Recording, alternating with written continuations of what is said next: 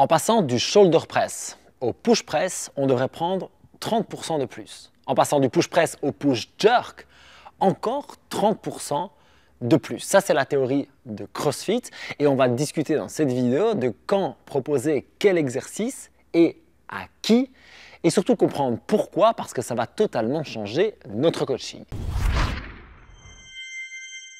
Si vous me découvrez avec cette vidéo, je suis Jack, coach, formateur et owner dans le CrossFit depuis un paquet d'années maintenant et chaque semaine, je vous fais des vidéos pour améliorer votre coaching, votre leadership et votre carrière. Et un des sujets qui me passionne pour améliorer la progression de mes membres et pour vous aider à devenir des meilleurs coachs, c'est savoir quel exercice et quelle variante utiliser à quel moment. Dans ce cadre aujourd'hui, on va donc parler du shoulder press, push jerk et surtout de ce dernier pour voir si c'est utile d'utiliser le push jerk et si oui, à quel moment. On reprend le petit théorème CrossFit qui dit que si on a un shoulder press à 40 kg, on ajoute 30%, on va arriver à 52 kg pour le push press. Bon, c'est théorique, mais vous comprenez le principe. Si j'ai un max à 40, j'ai un max à 52. Ça, c'est compte tenu du fait que j'ai une bonne technique et c'est pareil pour le push jerk où je peux encore augmenter mon push press de 30%. Donc, si on reprend l'exemple du push press à 52, on passe à un push jerk à 68,25.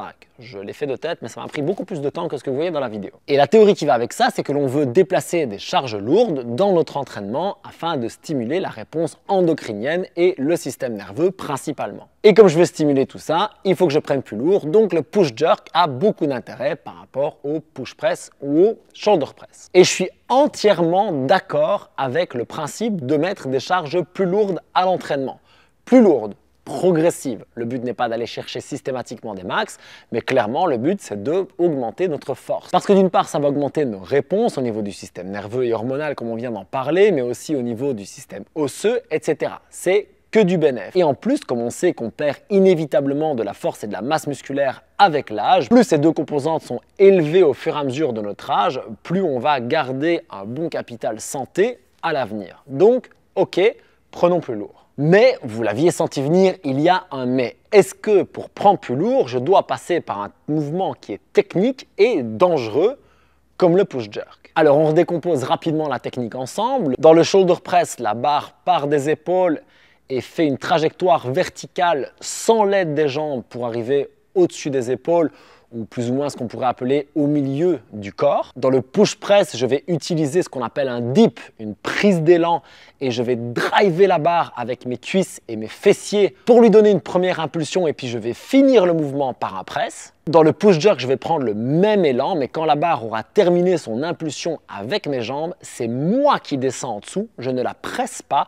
je me tire vers le bas. Et c'est clair que si on a une bonne technique, on peut prendre plus lourd sur chaque mouvement, c'est indiscutable. Mais le push jerk, comme vous le voyez ici, est technique. Et souvent, on va avoir des fautes. On va avoir une faute comme le fait de creuser le bas du dos, comme je vous montre là, ou encore le fait d'arriver beaucoup trop sur la pointe des pieds. On va avoir plein de difficultés. Et surtout, le temps que l'on va devoir passer à apprendre ce mouvement technique, on pourrait peut-être le passer à développer d'autres choses. Et ça, c'est un débat dont j'ai déjà parlé dans les tracks en CrossFit. C'est une vidéo qu'on vous mettra dans la description. En gros, l'idée, c'est de se demander si on veut passer le temps que l'on a à l'entraînement à bosser sa technique ou à bouger. Et je suis absolument partisan du fait que chacun choisisse en fait. Ça dépend si je veux améliorer ma technique pour X ou Y raison ou si j'ai par exemple que 1, 2 ou 3 entraînements par semaine et que j'ai envie de maximiser le temps où je me mets en mouvement. Et force est de constater que la plupart des gens qui viennent dans les box de CrossFit ou qui s'entraînent chez eux ont surtout envie de bouger. Bien sûr que plein de personnes veulent améliorer leur technique parce que devenir meilleur en CrossFit est une fin en soi pour eux et je respecte absolument ça. C'est mon cas aussi à certains moments, particulièrement dans ma carrière de coach. Mais si je suis juste là pour la santé, pour le fitness, pour le bien-être, pour l'apparence physique, pour tout ça, j'ai bien plus intérêt à être en mouvement que de faire de la technique à basse intensité et de répéter, ce qui est nécessaire si je veux faire des bons push-jerk. Donc le push-jerk, il va nous permettre de prendre plus lourd et il va nous permettre aussi d'améliorer notre coordination. Mais ces deux limitations sont d'une part la nécessité de passer plein de temps sur la technique sur ce mouvement et d'une autre les risques qui sont associés. Et donc la logique, c'est toujours de se dire comment est-ce que je peux avoir les bénéfices moins les risques. Et je pense pour ça que le push press est vraiment beaucoup plus adapté pour la plupart d'entre nous. Je vais par exemple prendre le push press avec les dumbbells.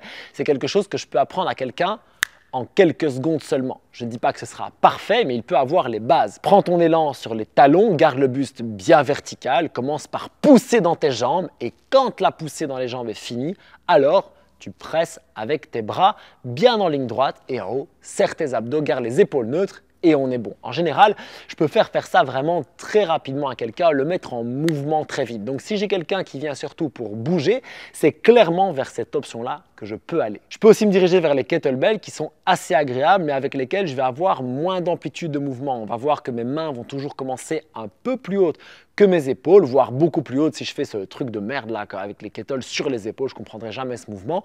Et le seul moyen d'avoir plus d'amplitude, c'est de descendre les mains complètement, mais là le mouvement devient très inconfortable. Petite parenthèse sur l'amplitude, avec la barre on peut voir que mes mains partent au niveau de mes épaules, ce qui est assez naturel finalement pour la plupart des gens, mais on peut avoir un inconfort au niveau du poignet ou du positionnement justement de l'épaule et donc des petites douleurs dans le coude pour certaines personnes, là où les haltères se placent naturellement au bon endroit.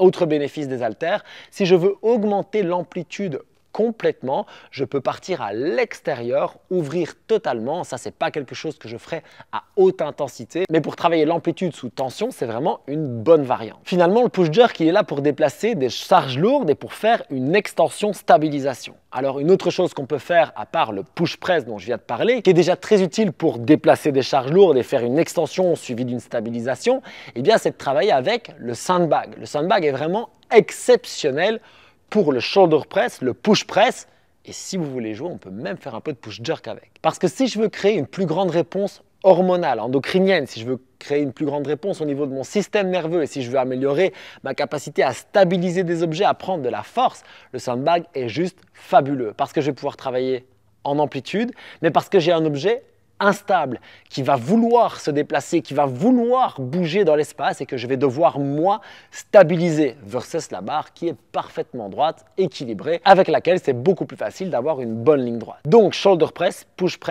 jerk. Pour qui et quand? Très sincèrement, shoulder press, push press, pour tout le monde. On devrait tous être capables, maintenant et à très long terme, de mettre quelque chose au-dessus de nous et particulièrement au-dessus, légèrement devant. Parce que si je vais ranger quelque chose dans une armoire ou si je veux mettre une valise dans un avion ou dans un train, ça va être légèrement devant. Dire qu'on va faire ça, c'est absolument pas vrai. Ça va quasiment jamais arriver dans la vie. Et ça, on peut donc le travailler avec les haltères, les kettlebells, la barre, mais aussi le sandbag. Ce qui est super important, c'est surtout d'apprendre à faire une extension puissante. On garde le dos vertical, le poids du corps sur les talons dans le dip et on explose en cuisse et en fessier avant de presser. Cette coordination-là, elle est super intéressante et elle sera bien utile le jour où vous devrez mettre quelque chose de vraiment lourd dans la cabine d'un avion par exemple. Maintenant, le push jerk, pour qui? Plutôt pour les CrossFit enthousiastes. Ça veut dire les gens qui vont vouloir développer leur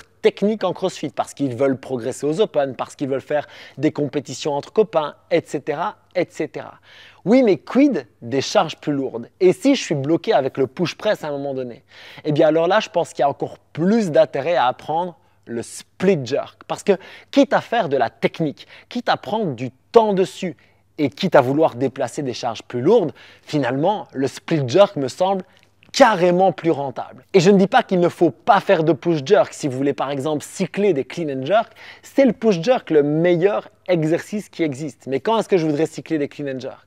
Si je veux être meilleur en CrossFit, j'en ai pas forcément besoin si je viens juste bosser mon fitness. Donc je serais d'avis qu'on passe par shoulder press, push press, et puis pour ceux qui veulent aller plus loin, push jerk, split jerk.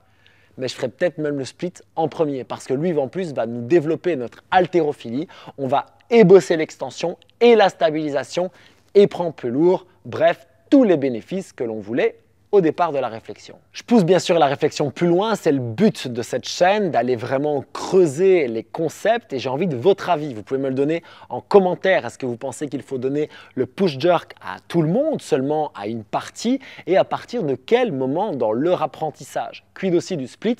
Dites-moi tout ça en commentaire parce que je suis vraiment intéressé d'échanger et de progresser moi aussi. Et si vous aimez cette logique d'adapter les mouvements, de mieux comprendre le fonctionnement du corps et de comment bien coacher nos jambes entraînement pour qu'il soit performant et en sécurité, j'ai mis au guide une ressource qui lie les principes CrossFit et StrongFit, qui va vous permettre d'apprendre comment associer les deux. Le lien vers cette formation est dans la description. J'ai aussi fait une vidéo où je vous explique comment passer d'une chaîne de tension à l'autre dans le shoulder press. Je la mets juste là. Prenez soin de vous et coachez avec toute votre passion et continuons ensemble d'accomplir notre mission. Peace.